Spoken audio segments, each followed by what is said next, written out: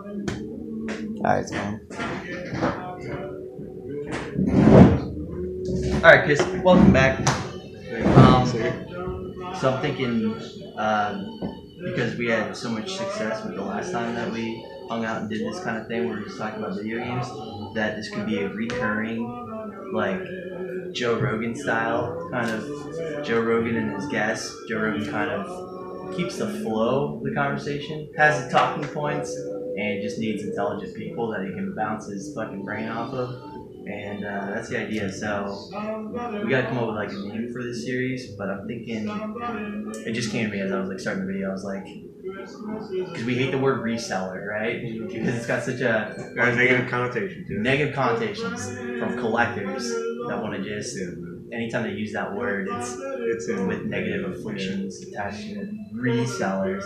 So we like the term game dealers, you know. So I was thinking like game dealer talk series, game dealer talk.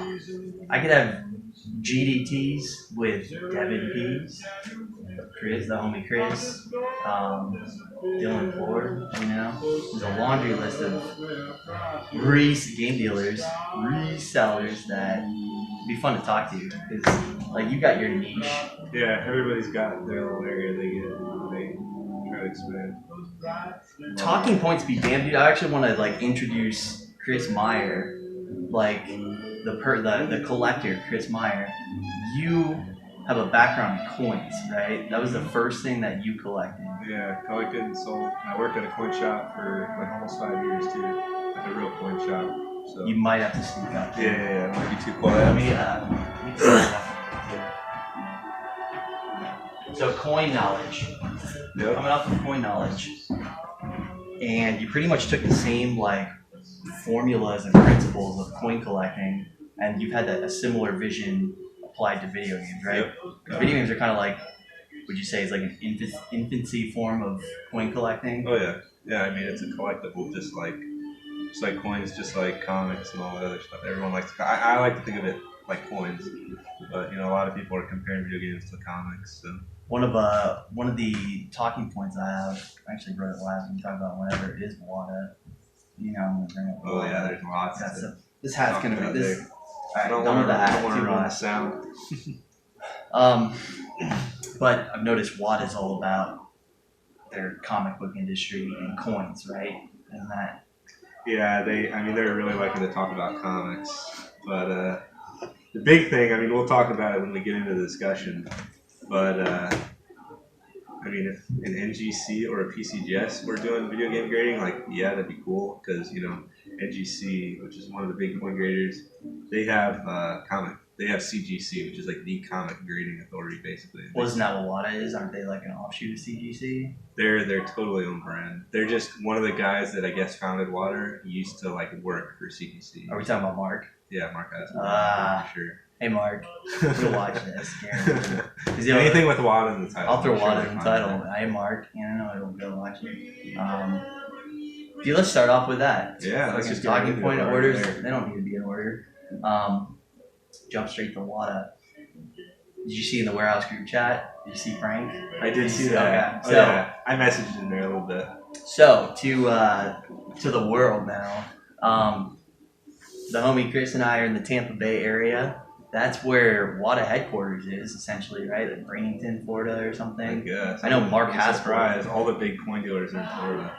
So there's a huge coin industry here. Yeah. And NGC's located here too. Orlando being a big focal point for worldwide coin dealing, right? Yeah. Annual fucking. They have like the biggest coin show in the U.S. here. So that makes sense. Yeah. Florida becomes bigger, kind of a Mecca area, and you've got Disneyland and all that. I hope this audio is good. I apologize if it's not, because we're not going to be speaking too quiet. You know. Actually, let's go to face. Let's do that a little bit, yeah. So in our warehouse group chat for like organizing events and stuff, just for the locals on Facebook to basically to let people in the door here. I can talk about that some other time, but we have a warehouse group chat, and one of the guys in the group chat he works at one of the local game stores. There's a chain of them called M&M Video Games, and he shares a picture to the group chat of WATA greatest state event or NWC gray. Gray NWC, yeah. Fucking WATA thing, and it was Yeah. Devin who chimed in, right? Yeah. Devin, friend, I'll get into Devin too and his relation with Mark. Sorry, Devin, if you didn't want me to air this out, but Devin's like, "Is this the guy that brought it in?" Showed a picture of Mark Haspel. Frank's like, "Yeah, that's him." So I got you. Why do you think he popped into Eminem with? Why do you think he popped? I mean, to push his brand, of course. I think that was his main agenda. Walking around with a great car NWC. Really high number too. I think it's the highest number known. Well, this is something he doesn't want people to know about him and his company, but they are actively they're buying the shit out of that stuff. They're consuming. Yeah, because they're buying this. I mean, the big thing here, WATA has they came out of nowhere so fast, and I mean, of course, they got to create some artificial demand for their thing. They've got to buy up really valuable games so they can put them in WATA holders. So then people are like, oh, okay, people are sending NWCs to WATA. That's where I'm supposed to send. Exactly. Yeah. That's where I should send my sealed sculptor's cut. What better way to suggest to people that we are the number one? We're the number one. We're if you're a dealer or reseller, we can help you make money. You got that high end Graily stuff. When we authenticate stuff, look how much it sells for. So you can stand on a podium and just promise to people, promise. What does that fucking mean to anybody? It's not until the proof is in the pudding. Yeah. It's not until you say, see at auction, see what it went for. See how much more we got. Yep. See that Mario Bros that we were all excited about. It did sell. It went for $100,000, and they used eBay or Heritage and all that. And that was a private sale, like we're aware of that. It wasn't okay, so that one didn't get auctioned. Okay. So yeah, it makes sense that to help build their brand. Yeah, and I mean, I've seen that too, like with coins. Like, sure, you're gonna have representatives from your brand go around to. I mean, I would I like M&M. I got nothing wrong with them, but I mean, that just seems like a really random, kind of super small business for that to be on like WATA's radar. Oh yeah, and here's what's going through dumbass Mark. No, I'm sorry, Mark. Fucking smart. I gotta say, like, we might make this whole thing about WATA. This might go on for an hour and a half, Chris, and we'll just do little cut edits and I'll upload these specific WATA talk. But what was going through Mark's mind, which I'll say, man, they're very smart. They're very clever about what markets they're trying to corner. They think they're alone in the thought, though. Yes. I think you could argue, and I definitely agree. not. Yep. So with that in mind, they got more people out there hoarding stuff than they probably realize. Like yours truly. Hey, me as well. So what was going through Mark's head, obviously, as he's touring the coast, looking for game stores to pop into, which, by the way, he popped into, chat, and then it was, oh, let me run to my car, I got something to show you. The idea, of course, is that Eminem's going to go, whoa, picture, social media. Yeah, everybody look. Yep, and what's it slabbed in? WATA. That's all that matters. On top of that, though, it could even go to the point of he's looking, hoping that he's going to see WATA games at game stores. Yeah. Kind of test the water. That's absolutely true. Yeah, that's not going to be happening over here. No, that might physical happen. game stores in person carrying WATA stuff. I mean, that's apparently happening over in the Metal Jesus area. But I can see that. Portland being a media central for retro gaming. And California. Your two hubs for collecting, it's California and Florida. That's just how it is. Yeah, I feel that. New York has a good collecting, a good scene there too. That's true. So yeah, that's definitely the marketing strategy. I love revealing other people's marketing strategy. It's smart. It's super smart. Yeah. If WATA was my company, that would have been a cool outside of the box idea of like, it's a fun fucking weekend little adventure, or just it's almost like a half play but also business. Is like, oh, let me go on a road trip and just pop into game stores. Yeah. It's kind of like when the Pope goes and visits like random people in the small Italian countries. Yeah. And you're supposed to feel blessed by his presence and photo op. Like, can I take a picture with the NWC? You're more than welcome to. Yeah. Of course. Just more eyes on, a trophy piece. What's it inside of? You know what I mean? Like, what's this plastic thing hit? WATA. And it's just you're getting exposure. You're exposing your brand. The thing is though, like, smart. I mean, there's so many talking points. There's so many. But real quick, two things. Number one is the WATA case is atrocious, and it's just gonna kill it. I agree. VGA's sexier. There is no way. Can you imagine, honestly, anyone with a quantity of WATA cases, whether they're CIB, loose cart, or whatever, like they're just not good for volume. For absolutely. at all. And that's a big thing in my opinion, because like the coins, if those coin cases weren't nice size or comic cases, do you think people are gonna want like 50 of them, 100 of them? Like in coins, people want like full sets, all graded. That ain't gonna happen with like NES carts and WATA cases. That's for sure. I'll be honest with you, just the logistics of collecting the amount of size, the size difference, and the weight, and the shelf presence too. That's a big concept in collecting. Is like, how is this going to look on my shelves? Is it going to make other collectors envious? That's all. If you have, of course, yeah. It's like if you have like the glass showcases and you can put them, faced out, but like.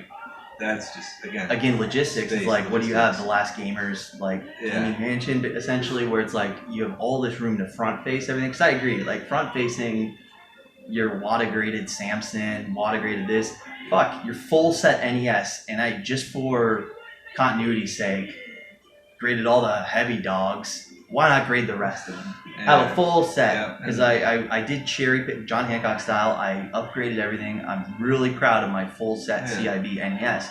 So you get a third of them graded, because a third of them are pretty cool when they're nice mint CIB.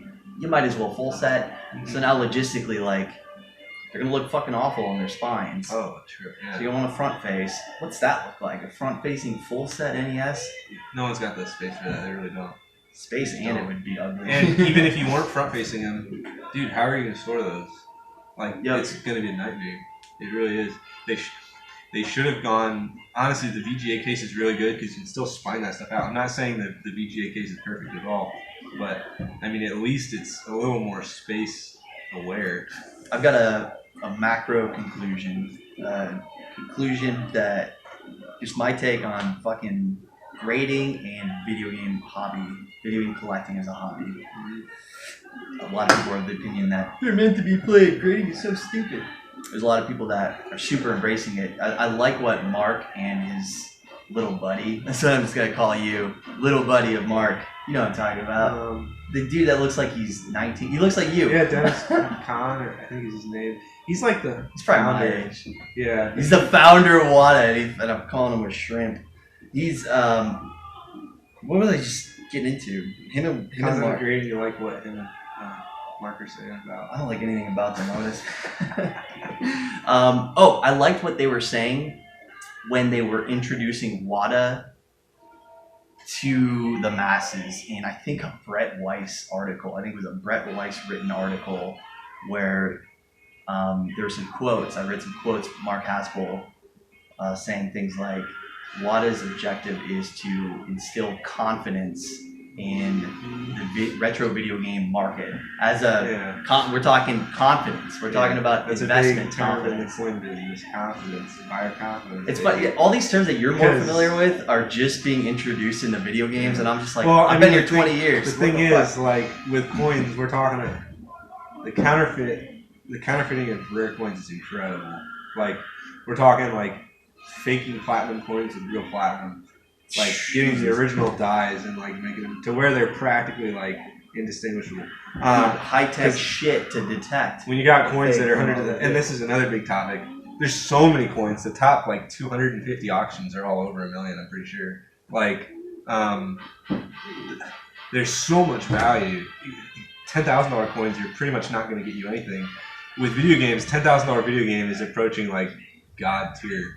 To an extent. Yeah. Whereas, so like we're not at that. Unfortunately, we're not at that point yet where like it's as worthwhile to get certain stuff graded. There's not a big value boost yet because the cap is already kind of low. Yeah. It's like okay, like $500 items, like that's that's good, but there's only so much of it. Whereas with coins and some other collectibles, it's like you're getting it graded to know that like you're $50,000 or even like a $10,000 thing is real. It's like, you know, it's just, I don't know. So confidence in, so they're trying to instill confidence, and I took that as like, I see for your. Actually, let me ask you about this. In the world of high end comic books, comic book collecting, graded comic books, investing into graded comic books, investing into high end coins. What kind of clients did you typically see? I mean, you were a coin, you never collected with comics, but comics. A lot of times you were telling me it was people that are basically laundering money, hiding your money. You got, if you're getting you've told me divorce scenarios where that's and that happens commonly, right? It's people just come in and be like, yo, look, I'm getting a divorce, not by my choice or by my choice. Transfer your bank. I just need to, hide your money. Yeah, that's a lot of people do that. So that's what most collectible markets are coming from. The idea from Mark is like, hey, rich people that have fun. It's a gamble too. It is a gamble. So it's like rich people, hey, you rich people out there that like to play with your money by putting your money into, now I sound like reserved investment. Is that his name? He talks with authority. He knows everything. So, sorry. So, because that guy's pretty cool. Like, he's actually he touches on some points that I'm glad he at least touches on. Agreed. Whether he does know or not. Well spoken, and I agree with 90%. I agree with everything that he says except for the stuff I see in his backdrop that he's invested into. There. He doesn't have good taste with WATA graded Mega Man 5. Come on, man. WATA graded Mega Man 5? Do you have one? Yeah. What, a sealed Mega Man 5? No, it's like a loose card. He got a loose card, reserved investments guy? Yeah. It hurts. I heard some of his coin talking. I was like, yeah, like, not bad, man. And then I saw that, and it's like, come on, man. All right, so to bring it back to Mark, so he wants to instill confidence in the retro gaming money world, basically encourage people that had fun with their loads of money. They had fun putting in a Hulk issue #1 in super fine condition, 99th percentile. I don't know if comic book reads that market, but just has himself a badass copy of the Hulk. Always was a fan of Hulk. 10 years ago, put tons of money into a top tier graded one. 10 years later, it doubled. He was able to flip it for not even better. And he just had fun with it because he got 10 times. It was a prize to own it. Yep. Showing it off was always fun. It would trigger collectors and communities. People would want it, and that's what they want. They want other people to want it. Yeah, and that's a big part of it. I've seen. That's where some of the fun comes. We've seen money bags locally that get in and out of full fast. Setting something, and then they get out of it. As they're full setting and as they have it, they're very chatty in Facebook.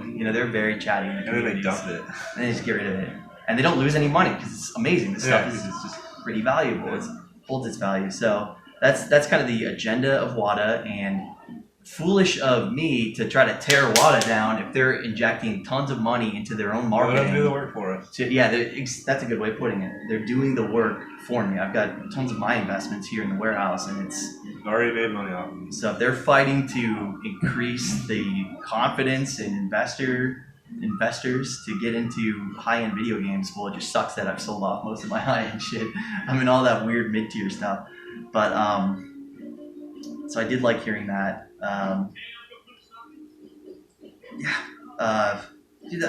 We could do more. I got to talk point. Yeah, tell me.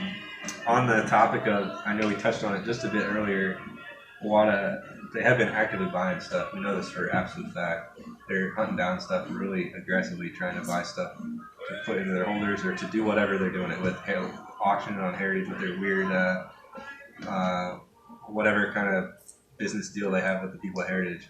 But on that topic, like, there's certain stuff where I'm just like, what are you guys doing not buying into certain stuff that's at this value? Of course, they're going after like all the black box games. That was like an obvious one. They really wanted to mess with that market because it's like, this is like your issue #1s of stuff. Easy little subset, black box. It's a small subset. Yeah, you gotta think if they're trying to shepherd a lot of comic book minded collectors and high end. That's who they're really focused on. That's the kind of Well, it's like what kind of parallels to basically rules within comic book collecting. Like what's proven itself there? First appearance of first print. Yeah, I like that. What's proven itself in comic books? Yeah. Can we just parallel that over to video games? Absolutely. Like it's very similar how the fantasy of comic books and the fantasy of video games. Of course, there's going to be tons of parallels there. So you take your Spider-Man, Hulk, X-Men, and look over at video games. It's like, oh, I see them. It's called Mario, Metroid, Pokemon. You know, it's just very easy to make the parallel, and then it's just like follow the rules. Follow the rule. First Find print. the rarest version. Yep. Or again, super it rare doesn't even variant. have to. It doesn't even have to be the rarest version, but first print. It's like boom, we're gonna make that. We're gonna tell you that's what you want. As long as when it's tied to a really just a strong IP, it's legacy IP. And I mean, it's got to be really good. It can't be Mike Tyson. Yeah, I mean, it can be, but versus like Zelda. The explosive upside, the potential to hype the market on stuff like Mario Bros. 1. It makes sense, man. Yeah. Very, very astute, man. Very good. Good choice there. And they also get the added bonus of misconception, I think is the word I'm looking for, where people are like, oh, Mario Bros. 1 NES, doesn't matter what, they're unaware there's so many sub-variants just between Circle Seal and Oval Seal. And so then I've been watching a lot of the auctions recently, and common variants are going for way too much money. People are misassociating them with the rare variants. Yes. Yeah, if you were to look at each specific variant as its own print run, you'll find that they're all relatively rare. It's just as a whole, not even relatively rare. Some of them are common. Some are going to be very common, huge. Some of them are going to take up 50% of all of them that were ever produced, Rev A or whatever. And then you're going to find that with Mario Bros. It would actually worked out very well for being a very collectible. Like, I gotta applaud them, man. It is iconic. I mean, the entire collecting masses really overlooked sticker seal Mario Bros. Issue 1. I mean, they disrespected it. Even if they didn't overlook it, they disrespected it. They may have known it was first print, but they didn't see the potential of the market developing a taste for that because of companies like WATA stepping in. So when you can anticipate stuff like that, you can absolutely capitalize. And again, I mean, Nintendo. Yeah, we're talking Nintendo. Nothing else needs to be said. The golden standard for the masses of collecting. Now we will talk about Neo Geo because I got a request to talk about Neo Geo, and that really is your platinum. That's where I like calling that the platinum. It's that, rare. by the way, is where I would say stuff like WATA grading, or what I want to see like NGC for video games, PCGS for video games. That's where you need it. Absolutely. You brought me back. We went down a few tangents now. Now you brought me back to an earlier point where that was my vision of seeing a full set WATA graded NES set is just absurd to me. The only calling for getting stuff graded to me would be like that sealed Shining Force 2 that I own. It's my favorite game of all time. It really got me into collecting video games. I wouldn't be the warehouse Dave I am today without Shining Force 2. So I have a sealed, nice copy. I would absolutely consider getting it graded just for a protection sake. Just protect it. Just for that trophy status, you know, it's. Yeah. I don't know. I mean, I've got that sealed Rolling Thunder 3, and then my favorite piece that I have right now, that sealed Power Strike. I would get those graded just so that the seals don't get messed with. Yep, and it's for the cost of it. It's not a terrible deal. Not terrible because you're already dealing with a high enough floor value there. Just so that we can get on to more entertaining topics for you and I, because I feel like what I'm about to say is just going to sound like a chore to get into. We will refine our WATA content when you and I talk about your experience with WATA. You spent a couple $100 getting stuff graded ahead. You received atrocious service from WATA. Yeah, right. From a professional service standpoint, yeah. This was 6 months ago, so they were relatively new, pretty new, especially compared to now. But it was pretty atrocious. Yeah, and apparently now I saw Pat just did a video, and he actually called out in a good way. The whole video was talking about reserved investments, basically. Oh yeah, Pat's talking about reserved is gonna blow up. He's gonna blow up. Pretty good video. And anyway, though, apparently WATA has a 6-month backlog right now to get back stuff at the. Wouldn't that be cool to let the public know? Yeah, what a surprise there. To make it sound like exactly. That's a shill. That doesn't happen in the coin market. I can tell you that. Pat will work with anybody that's in the business of video games. I mean, he read it off of the website. Like that's what Oh, they have on really? their website Yeah. right now, which I don't. I'm calling your bluff on that one. A No 6-month backlog, maybe because you guys are fat and slow and lazy. Not literally fat, but just like you guys behave like a fat gluttonous person. Too busy cruising the coast, showing off your NWCs, and also. So do you guys have anything high end? I'll talk to Frank. You know, I'll ask Frank. I'm curious. Like Frank, what did he ask you about? Yeah. What was he there for? I know he said he was looking for sealed. I remember Looking that. for sealed, of course. No duh. That's what we close on WATA for. That's really like, trust us, WATA's a filthy company. And here's why, and Chris and I, we will get into detail. Are you down for that? Oh, yeah. Wednesdays? Kind of like write down all your silver bullets. They're too new. It's all, I mean, just, they're way too new. There's no reason for any kind of authority to be there. It's all fake manufacturing. So, but just in a nutshell, man, like when you're a grading service, when your job, your revenue comes from charging people for your expertise, for your ability to look at it, and you spend time, you know, we would hope that a good authority would have invested a lot of their capital, their business capital into technology for very fine. Yep, authentication. Oh yeah, that's a real back insert on that tornado. Yep, and also for the ability to be like, for standardization. You know, we've graded Tornico before. It got a 6.5. The ability to call one a 6.8 from a 6.5 and be accurate. Yeah. You know, and a lot of it's opinion based. Like how much is humidity waviness to an insert detract? You know, but like. You better have some nice linear standardness. You need to have a rubric of some form. Yep. I think that's a good word. I don't know what rubric means, but I bet it's a good word.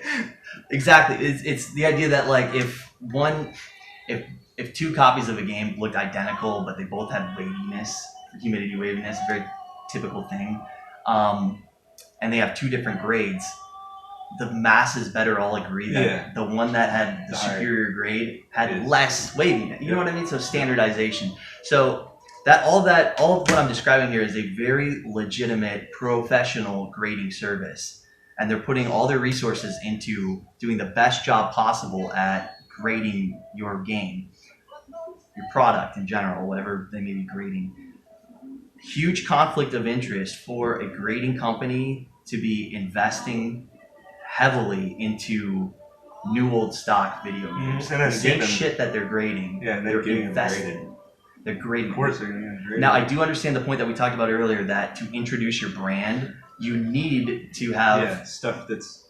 You need to show it selling at auction. So what do? You you personally go out and buy some Graily stuff, go put $5K into a sealed Mega Man X3 if you're lucky. That would be a great price. Maybe break even. Break even and to show that. Yep, show that. At least you can come up with the goods. But also, what a moment here when you do have your product, it's graded, it's auctioned. You have to, now everything's on the line here. If this thing underperforms, everything you've done is oh fuck. So you need to make sure that you shill bid. That's a legitimate term. I know the word shill gets talked a lot in the anti-e-begging community, but shill bidding is a legitimate term on eBay and auctioning. Auction houses, like, it's a real thing. Shilling. Yep. So the idea would be that, we need to show this thing that WATA grading really does give you some boost value. So we're going to decide what this sells for. You know what I mean? And they're not really trying to sell it. They're just trying to show it selling for a lot. So. And another thing on top of that, if you really look at like some of the heritage auctions or early WATA stuff they did, there's certain games where it's like, oh yeah, that was shielded up there. And then there's other games where it's like, you can tell which ones they had throttle off. They didn't touch that one, and they really should have. I noticed that the ones that seem suspicious to me, and this is just based on 20 years of fucking experience. I don't know. Based on 20 years of fucking experience, there was certain stuff that was like, there's no fucking way anybody would pay that much for, let's say, sealed Maximum Carnage on Genesis. But what I noticed was they were fucking pedal to the metal, like shilling the fuck out of comic book IPs that they owned video games for, you know, Spider-Man on NES. I'm going to vouch pretty strongly too that, like, yes, a lot of these comic book collector people, like, yeah, they've got a lot of money. they're not looking to blow it blindly though. Like, yeah, I think they're gonna, I hope they stumble upon this and hear us talking about the I truth. think they're gonna want to see some proven values and numbers. Yep. Stuff. Because nowhere in the past has anybody been that turned on to just because it's a comic book IP and it's a video game.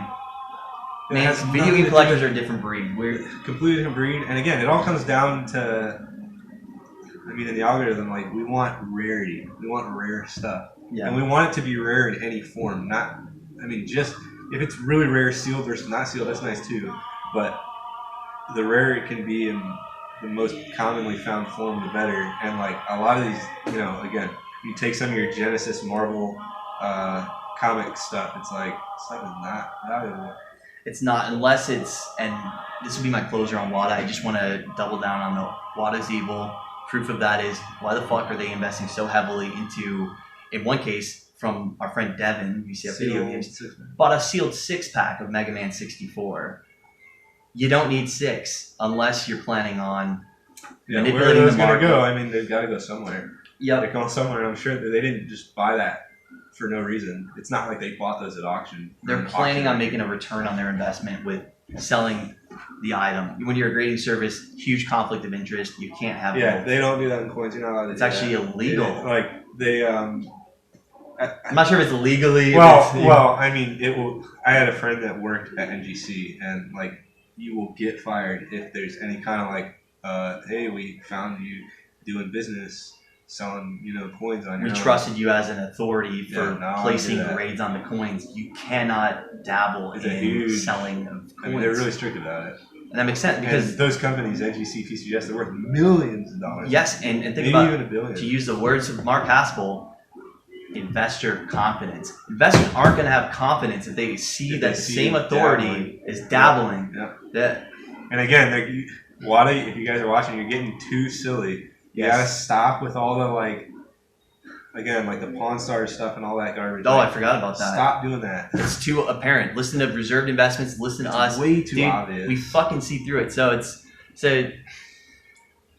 And you're making Heritage look bad when you do that stuff. Honestly. Just through my head though, Chris. Just now, I was like, "What the fuck are we saying, man? Let WATA fuck with the sheep, man. Let them.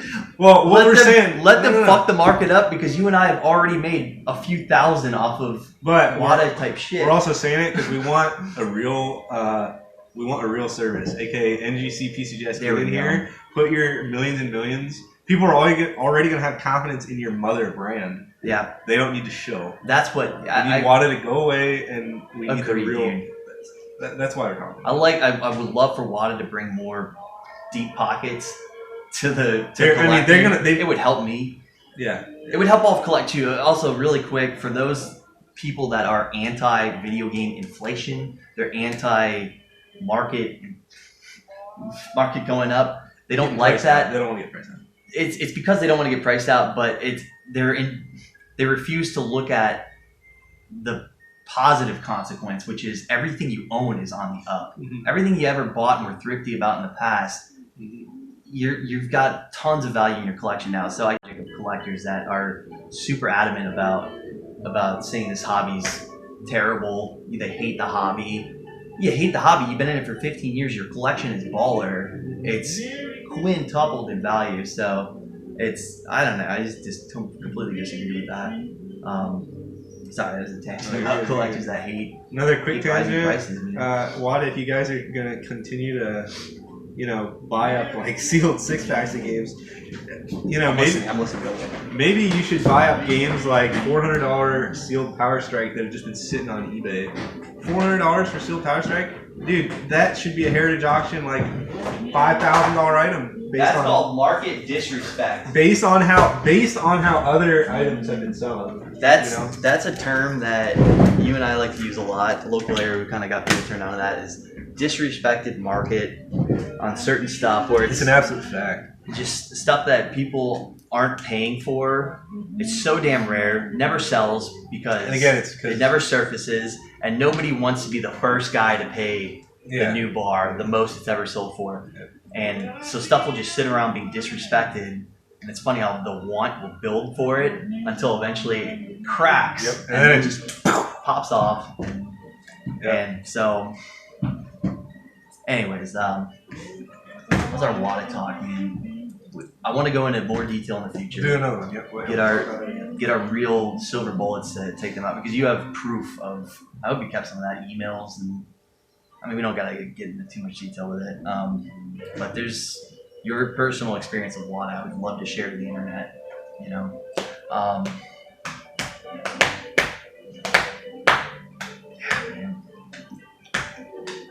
I just don't. Yeah, that's a not fun topic, man. WATA. It's an interesting topic, though. It is an interesting one. Go on. It is interesting. It just doesn't get me. It gets me amped up, but kind of fuck them kind of way. You know? I mean, because they're being right with us.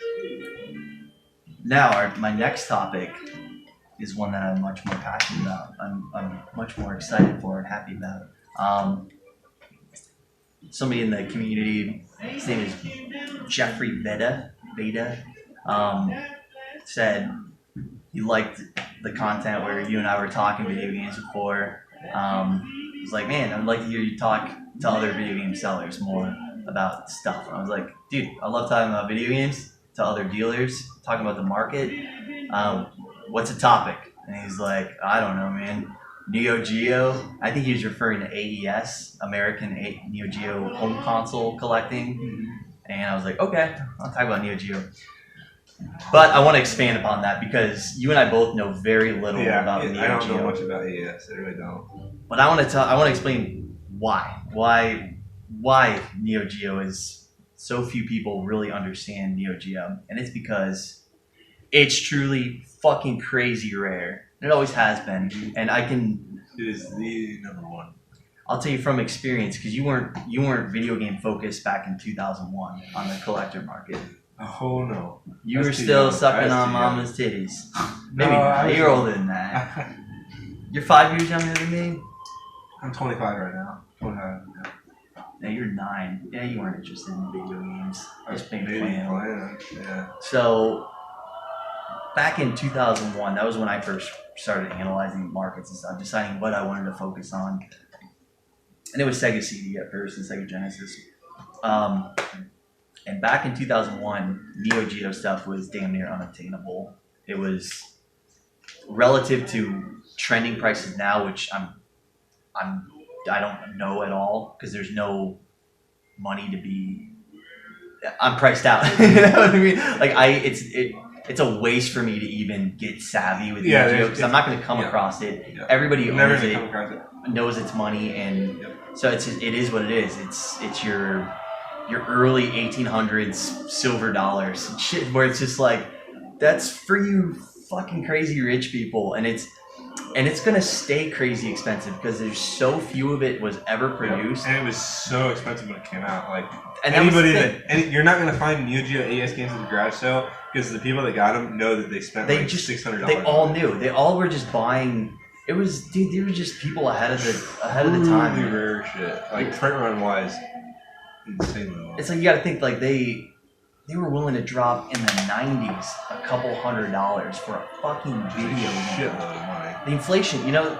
Yeah, with inflation, boatload. Would you pay $400 for a video? A game. And that's like 400 was like your lowest meg count AES games. You already dropped again. Like I'm adjusting for inflation, but you already dropped almost $2,000 on the console. And now your games are going to cost you $400 adjusted. 400 to like 600, 700, 800. Yeah, adjusted a piece. Really, accounting for inflation, a lot of the games kind of worth what they were worth back then. Yeah, it's like they were all good investments for sure. They beat inflation, but it's like that's the thing. It was just like. With that said, I really don't regret like never getting into Neo Geo because I'm sure I missed out on some crazy cool shit. Where if my huge PS1 lot that I paid $500 for in 2003, I may have been able to buy something really cool Neo Geo wise, and I would have, you know. But the other nice thing is back then, at least I believe back then, did not have to worry about fakes like you do now. Neo Geo fakes are ungodly good. Yeah, it's because you can take an NVS board, the arcade board. Aren't they the same? Are they identifiable on the you circuit board? you can't just throw it into an AES and it won't You work. convert it. You need to convert it. So they are unique boards. With board, or board some chip. chips on there maybe. But the repros of boards have probably gotten. They're really good. I mean, you can just harvest them off of your cheapest games, like your NAM 1975 and your Magician board. And then it's just like the Aero Fighters SNES issue where that card has become. Let's talk about it. This is a great topic. Really, let's go right into that. That wasn't a planned talking point. I like that though. So we'll get back to Neo Geo. Yeah. But with counterfeiting circuit boards on video games, here's a common thing. You'll see shared board types for different games. With Aero Fighters, it's Super Nintendo. It's really obvious. Kid Cleats is the Aero Fighter, right? And there's no Which other is funny board, because right? that's a rare game. Yeah, Kid Cleats is uncommon for sure. And I think it's the Kid Cleats and Aero Fighters both had the exact same board, same ROM chips on them. Yep. The difference is the burn date codes that are on those ROM chips. On the ROM chips, yeah. So you can do a board check, and you could say, "Oh, this is Kid Cleats. That's not Aero. God, close call. You almost tricked me. This is gonna play Kid Cleats." And the nervous reseller might go, "No, try it." And you're like, "It's Kid Cleats, dude. You pop it in, and it's playing Aero Fighters." Yeah. That's because he flashed the ROM. And he put Aero onto it. Yep. He just didn't go account for the digits that they're not really engraved. They're kind of like printed. I think it's onto it. Laser printing or something. But again, like So how do people fake it? You gotta say what you're gonna say. Real quick. We specialize in video games, not in computer circuitry. But I'm sure over at computer whatever circuit board printing places, you could just have someone remove that. Or put a new surface on that chip, and then bam, it's going to be that same style of white burn date coding. And that's exactly what we've seen with a fake Aero Fighters before. Yeah, we had a really good one. Devin got in. That we had for a while, really looked at it. Yep, and it got traded around locally because everyone kept trying to hot potato it. It's funny. We're all super honest about dude. Yeah, I was honest. I was like, dude, I'm pulling fake. Yeah, I don't want anything of it. And another local dealer's looked really closely at it. He's like, nah, dude, this is definitely real. And it's like, okay. Devin cut him a deal too. I don't even mind saying how many I had, man. But at that time, I had a lot of Aeros. How many? I had like 7 of them. You were invested in 7? More. Did you have a CIB at the time too? Probably. I had one, yeah. It was a rough one. But. So you invested into Aero Fighters. Yeah. So I had like 6 boards. Could look at all 6 of them. Yep. All legit. So this board, this other board just stuck out. What happened was it's a Kid Cleats board. Very hard to tell. Kid Cleats board, which is the same as an Aero board. Mm-hmm. To say it's a different board. It's it's the exact same. There might be a little bit different colored green in the die. You never know. Sometimes I don't even think that happens. I don't even think they wouldn't be married to one or the other. They just batched out a bunch of boards. Just batched them out. That's true. That's true. Based on it just depends on if they both came out in around the same time period. Yeah. So with Kid Cleats, they flashed it. They put Aero Fighters onto it. This still isn't going to convince Aero Fighters people. Look closely at this. I can't scam on this yet. They're going to board check and they're going to catch it. Mm-hmm. So very fine layer, almost like resurfacing a disc. They took the top off of the ROM chip. And you can see, if you looked at the ROM chip, it was from not its side. A perfect rectangle. You could see distortion to the shape of that ROM chip. None of your other carts that you had never, all had never authentic labels. Look like that was the other interesting thing. That's the huge I want to get into that. Dude. Let me tell that because I can say it good, man. But all your legit labels had legit boards, and they had nice crispy rectangular chips. Yep. And this one, similar, but it just seemed like there was almost damage, if you will, wear, if you will, around the edge work of the edges of those rectangular ROM chips, and that was where you could, if you looked really closely, feel like if you busted out your eyepiece for examining coins, you'd probably see where they put a very fine. I think they probably just relayered it, or they relayered it, or they placed something on top of it that had the right digits, and they just did such a good job of squaring it off and gluing it that it's hard as shit to catch. But underneath there, it was probably I forget what you call them, but the like an EEPROM, Oh, okay, yeah. And then they layer on top of it. It's possible. So interesting correlation with the game Aero Fighters. Listen closely. Anybody that's a Super Nintendo collector that's got your eye on a Graily title, Aero Fighters, you'll notice that that game has a Made in Japan label, right? Yep. Exclusively. There is no Made in Mexico Made in variant. Japan label. Yep. Now, this is kind of relatively intermediate level collecting knowledge for us to just talk about Japan and Mexico. So I guess I will really quickly just say that a lot of games that were very good sellers, like Turtles in Time, initially their first print run were had labels that said Made in Japan. Whether they were really made in Japan, I don't know. They were, and those early Made in Japan labels, they were glossy. I don't know how to explain that. Just very like a thicker quality to them and a luster, a shine, a shimmer on them. Yeah.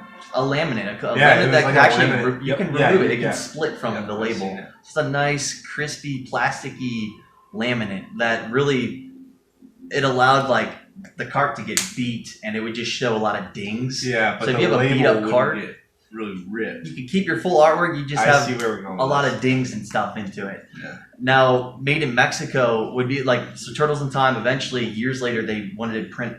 Konami wanted to print a bunch more, so they found that cheaper was producing your games in Mexico, and every component was just downgraded in quality. Just flimsier boxes, black and white manuals, and then these stickers that for the cart labels that had no laminate over them. They bleed easily if they get wet. You pour some alcohol on them, they are toast. Just to give you a quick example, if you have any N64 games, US, those are all made in Mexico. So same style as the 64, and they'll just.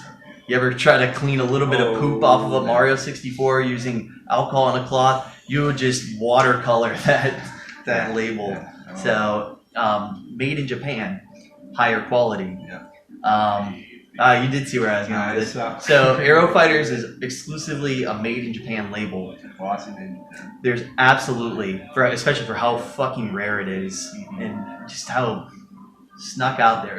You know, like you don't hear kids talking about, oh yeah, Aero Fighters, my favorite game. I pass it around the block, let every kid borrow it. So it took this harsh beating. Or even like rental exclusive. Is it a rental? No, it's just definitely not. It's just weird. Go River, just extremely low print run. They only made 2 games. 2 games. The other one, Hyper V-Ball. Yep. Also probably pretty low print run. Probably the same print. Yeah. You know, just nobody. It's not a shmup, so nobody cares. So Mako River, just weird publisher, weird print run. That's the bottom line. And it just so happens that they had a print run on a game that people did a second glance at and said, "Whoa, that game's badass. That's a Neo Geo shooter." Yeah, that's right. So it's super low print by this weird company. Media System. So there's absolutely no reason for there to be such a high number of missing label copies on eBay. Yeah, aka think about that. Repro labels on them. Yeah, repro label also. Yeah, it'll either be scrubbed. They'll say authentic board. No label, or authentic board. And then fine print maybe repro label. Out of all the eras that I've had, and like I've handled more than 7, but at one time having had 7, just none of them, like the labels just don't get that bad on them. They're so. I would say my worst one was just lifting up really bad. Even all the Made in Japan Super Mario worlds, I've seen literally thousands of examples. So I have this. Help me out, Matt. I have this pool of data. You know, and how many like torch or completely scrubbed Mario worlds have I seen?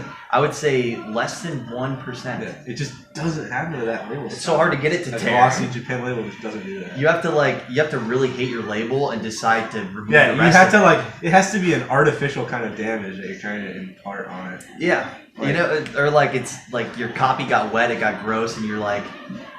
I just want it gone. And this would have been like somebody years ago deciding that. I don't know. It's such a weird. It's so infrequent to have Made in Japan label. Now, Made in Mexico, I totally understand. Hagane is exclusively Made in Mexico. It's a Made in Mexico label, and that game gets murdered. Dude, on my list of talking points, dude, this is gonna be a long. We'll segment this. I'm worried that timer's gonna go out too. By the way. For the lights? Is the timer going? No, it's not. Oh, we're good. Talking about is conditional rarity, so we can talk about that. Conditional rarity, I love it, dude. Got to wrap up Aero Fighters though, so it's. That's your proof. We already talked about like how they're faking kid cleats into Aero Fighters. Now consider that when you're seeing all the copies that are maybe currently, I haven't looked at eBay, but currently on eBay and have sold on eBay where they are repro label, authentic board, or no label, but the board's authentic. Don't trust that fucking Just board. don't even buy it, man. Yes. Don't buy it at all. That is a stupid investment. Straight up foolish investment to put any money into that. And even if it was, even if it was a legitimate Even if it board, was a legit board, what are you gonna do with that? dude, the What are you label's gonna do so with that? important to collecting. You're gonna grade just a board? Like, get out of here. Just if somebody's new to, Unless you find an Aero that's genuine, not working, and cannot be repaired, that's the only time that'll ever be worth anything to you. it kind of the same logic can apply, or the same rule can apply to just about any game. So where you have nice condition, authentic cart value, and then what's it worth if you completely remove the label? That's a common. It's something that anyone who's new to collecting is gonna have no idea, right? Like that's no idea. just like I would have no idea Scott. with certain damage in comic books. If I was like, I could easily, if I had a nice copy of a comic book, I could look on eBay and gauge its value, right? Now, if there was like a certain kind of issue with my comic book, maybe the front cover is completely removed. Yeah. I don't know. The front cover is missing. Let's imagine like a state of events manual missing like the first 2 flaps of pages. Yep. Like, how do you interpolate a value at that point? And I'll tell you, anybody who's new to this, like, just understand that not only does it kill the value, by killing, I mean like We're talking like more than 1/10, 50%. up to like 1/10 even. Yeah, it'll wipe out 90% of that value. So you think you've got a $500 game here without a fucking label, and all you got is the authentic board? That's definitely cuts it by more than half. Yeah. To get half of that that retail value is like, fuck yeah, as a seller to get rid of it. As a dealer, I would be very happy with that. Yep, because the other big trade-off is obviously you take a value hit, obviously, but also like who's buying? Yeah, the demand and dude, condition is so. I mean, important. again, we're living in an age where like, don't give me the excuse of like, oh yeah, I'm buying it so I can play it. Like, you're gonna spend $300 on an Aero Fighters board. No, you're not, dude. You're getting it like that. Like, Yeah. get out of here. Yep. Exactly. Yeah. Are you collecting this? We're talking about that kind of You're value. gonna It's collect like, a board? No, you're not. no. We know video game collectors and they don't do that. It's funny, but that said, it's like the labels are more collectible than the games. It's so true. I'd pay way more money for a label. I would pay more money Oh, for. Hanane. Yeah. Well, Nice here's another Hanane. one. Talking about conditional rarity. If you brought me a ISS International Superstar Soccer for North American Super Nintendo, not the deluxe one, Yeah. with no board, but a really nice label, I would value that at more than the board. More than price charting says on Yeah, ISS. yeah, I would. Because price Guaranteed. charting averages They're way around all that those game. crappy ISSs. All those crappy ones, and also all the deluxe ones that don't get called deluxe, and all the fakes. So many fakes. So active bounty, Chris will pay price charting for an ISS minus board. Minus as long board. as that. And fucking by the way, board. that game heavily exists in Mexico. Like, that's where most of them are coming from. Made in Mexico, exclusive label, so awful condition. But the board itself, of all the ones I see, the board is atrocious. Like, the pins on all of them are That's scrubbed because out. it's all Mexican Yep. kept. They just You get- think they they just get- AC their games? Fuck They no. get destroyed. Like, I remember I had a decent label for that game. I mean, that game gets trashed. I had a decent label. The one I got from Game Quest. Yeah. And I was going to take pics of the board when I listed it, and I was too embarrassed because the board was so bad. I was like, that's going to make it unsellable. Amazing that label held up. Yeah, really strange. Back to Neo Geo. That was a tangent. I forget how we got on the tangent. What brought us? There's on the a lot of authenticity. Got us on that Authenticity, yep, tangent. authenticity. So Neo Geo. Back to Neo Geo. Hey, we're talking about Aero Fighter. That's Neo Geo right there. It is. Yeah, Aero Fighters 2 We and 3. So we stayed on the Neo Geo topic the whole time. So Neo Geo, priced out. My feeling on where the market's at currently, no idea. I don't want to bullshit my way in, giving advice or my wisdom. I don't have it. So with that being said, I certainly wouldn't recommend anybody with less knowledge than me jumping into that market. I'm afraid to. Yeah, So- I am too. I mean, I have 2 AES games, and I was way too scared buying them. Because you don't know where the market was at one point where people have hoarded. Who knows what's been manipulated? Yes. You know? That's what it comes down to. Because I'm going to transition. We're going to stay on Neo Geo when we talk about Neo Geo Pocket. Oh hell yeah! We got to talk about Neo Geo Pocket. That's our baby, dude. That is our. So let's just talk about it. So we both have full sets, by the way. So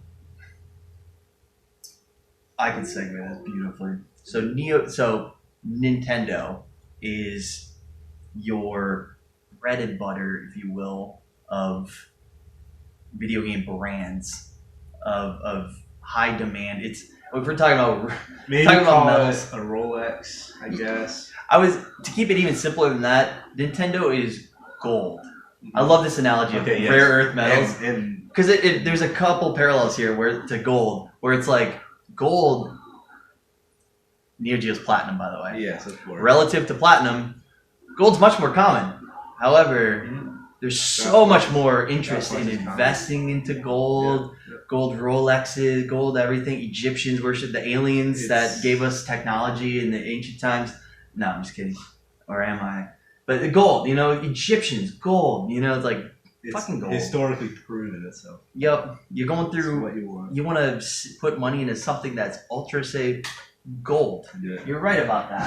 I heard it. Gold, man. Now, platinum, pretty damn sought after because it's just so damn rare. Now, what they both have in common is they're both heavy metals. Yeah, very good. And they're both have great applications in electronics and stuff. So I would parallel that to the quality of the games. Neo Geo, fantastic fucking quality, pixel art, amazing. Just SNK put tons of effort into their product. Everything was like sprite based. Like there were no like painted backdrops. I don't know what they call it in the industry, but like it was all like sprite, pixel based. Just talented Japanese pixel artists. Just make sure the video's still going. Yeah. Making amazing genres that have aged really well because at that time, if you were going for realism, it didn't age well. If you were going for just great pixel art, Metal Slug, awesome. Nintendo's also done a great job making timeless classics. So gold, platinum. Gold much more common, platinum rare. Mega. So it's kind of like, Dave, what's the most collectible brand out there? It's like, what do you mean? It's like Nintendo is the answer. Neo Geo trumps it. Yeah. Especially in investment and when we're talking of entry most to get collectible, do you mean by the quantity or quality? Yeah. Right? Yeah.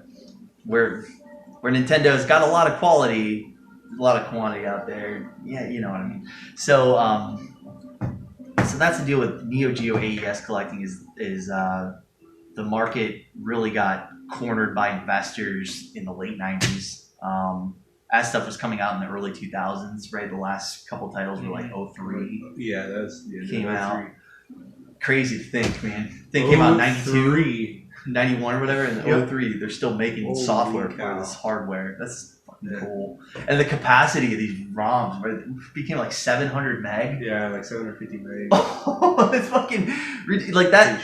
You couldn't even conceive that when the Neo Geo came out. That kind of capacity, but technology allowed it down the line. I think just to give you an idea, like Zero, the Kamikaze Squirrel on Genesis, I think that was like 12 megs, and they were like 12 megs. They were average like, dude, like damn. You want to play? Sunsoft's like, you want this game. That's like one of the highest megs on like Genesis.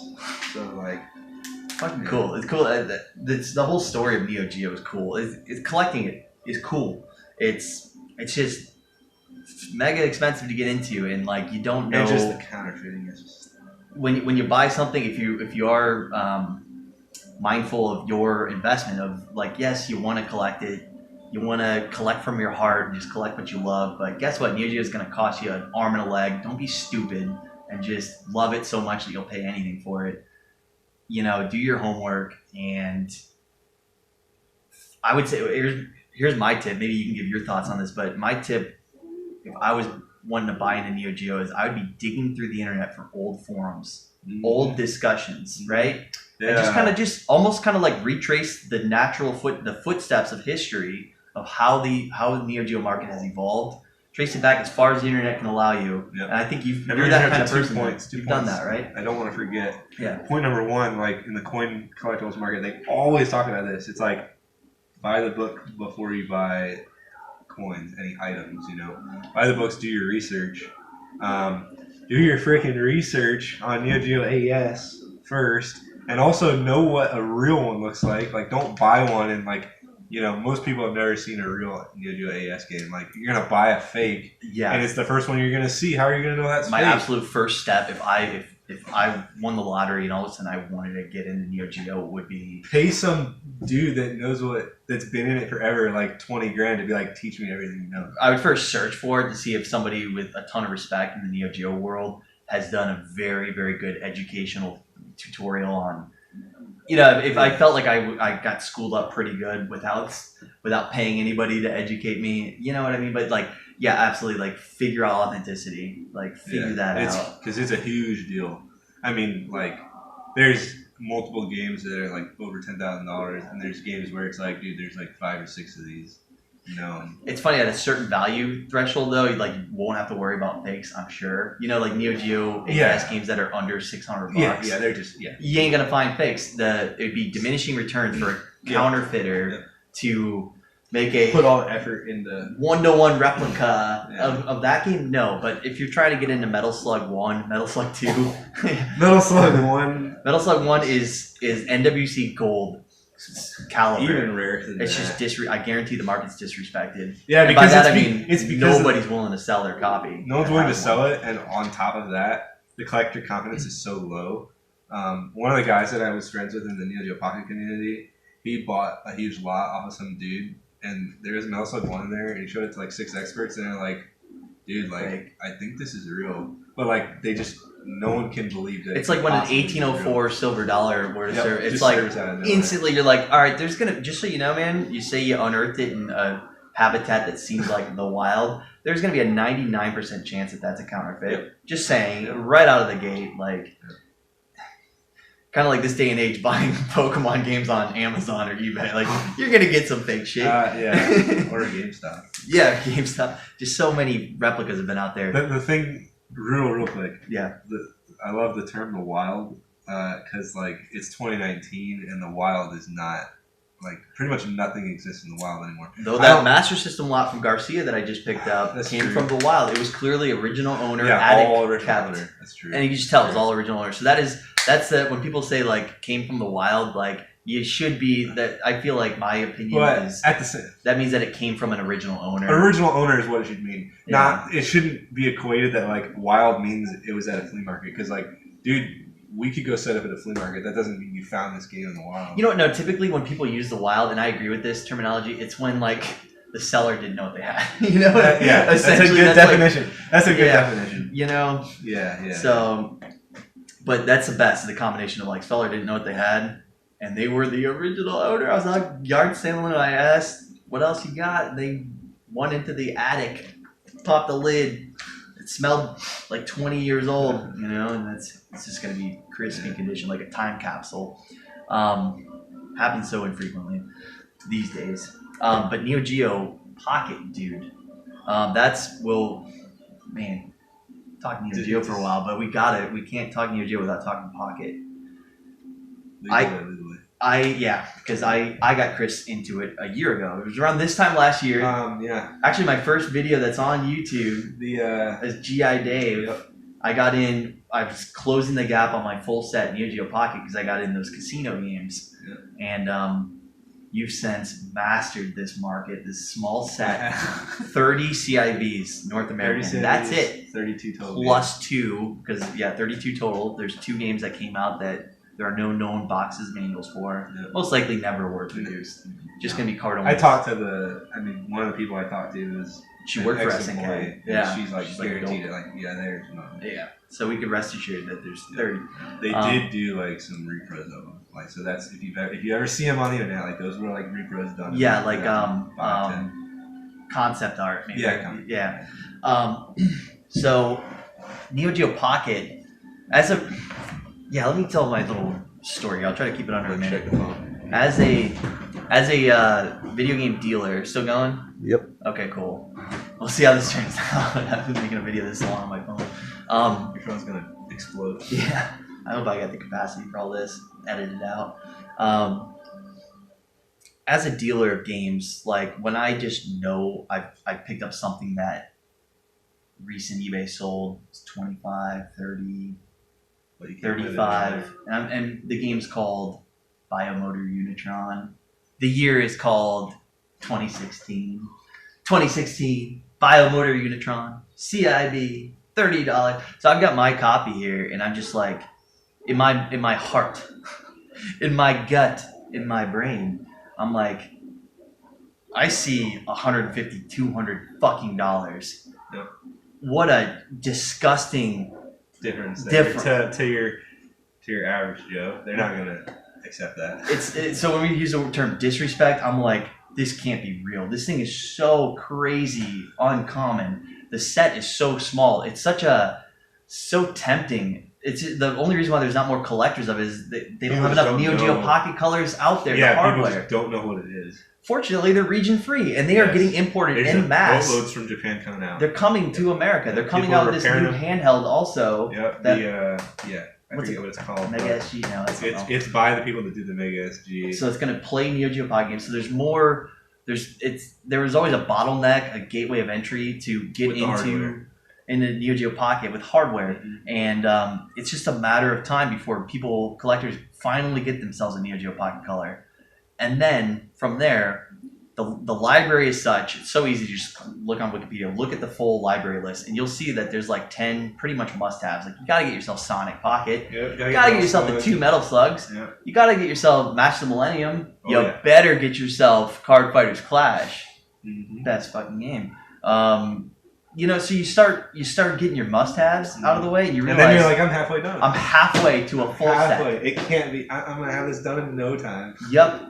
So the appeal of a full set card only is very strong because it's a slippery slope, and there's anybody that gets to a satisfying point with their Neo Geo collection, they're gonna eventually wake up and realize that they're not too far off from full setting a damn thing. There's no reason not to. The big thing it's going to tempt a lot. But even if 1 in 5 of that kind of Neo Geo Pocket owner kind of looks at their Neo Geo Pocket in 12 games, if 1 in 5 of those people kind of gets turned on to the idea of, that'd be fun and challenging to full set. Yeah. I mean, I'll tell you real quick. Game over. I'm not really that into full setting stuff. Like when I did Super Nintendo, I was like, there's just too much trash. It's worthless. Yeah. I don't want to put any money into that. Like, it's a waste, man. I just don't want to. But with NGPC, it's so small. It's like, dude, I don't mind. There's so few Pac-Man consoles. is like you're cheap, you know? Very few consoles are attractive to full set, or appealing, I should say.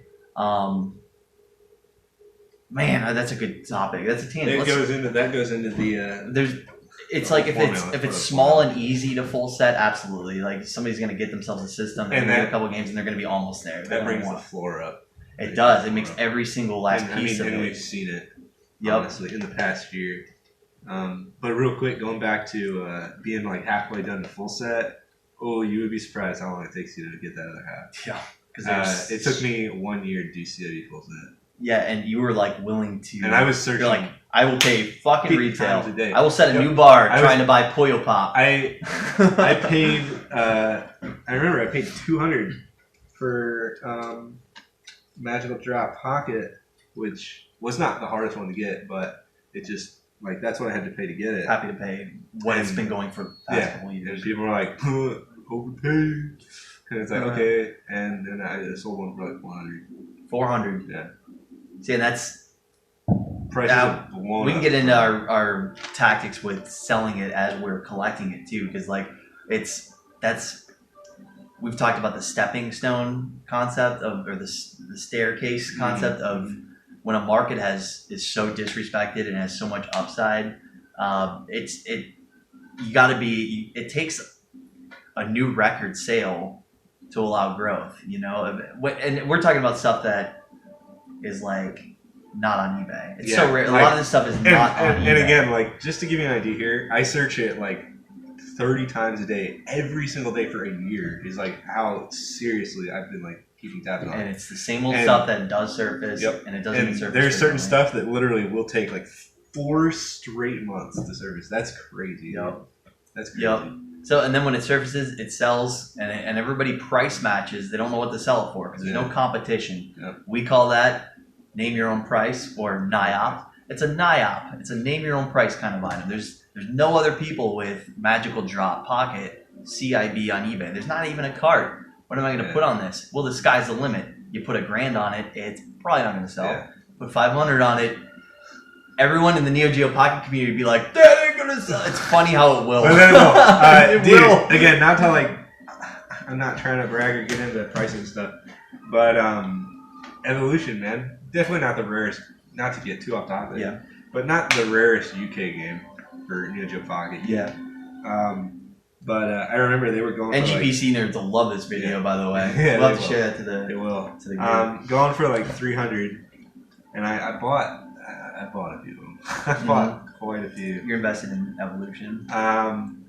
And Loose Cart recently blew up, and just I couldn't believe what one went for at auction. I was like, that's outrageous. Like, I'm gonna just list one of my CIVs. Like, this is not real. And I listed it for $1,000. Just like, oh, that's not gonna sell. But I'm gonna list it up there. I can't believe I couldn't believe no other ones had been on eBay, and I got it, dude. Got it. Which is insane. I had local JD. I won't say the name, man. You know what I'm talking about. Yeah, I know what we're talking about. Was maybe interested in my Evolution when I had it. Ended up going to you. Yeah. Maybe interested. Didn't want to pay. $150 was gross to him at the time.